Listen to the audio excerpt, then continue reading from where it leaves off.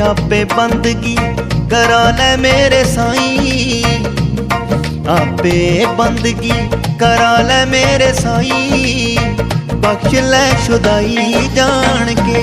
आपे बंदगी करा ले मेरे साईं, बख्श ले शुदाई जान के। आपे बंदगी करा ले मेरे साईं, बख्श ले शुदाई जान के। यार बिना गल बनती नहीं जे कोई गल बनावे, यार बिना गल बनती नहीं जे कोई गल बनावे।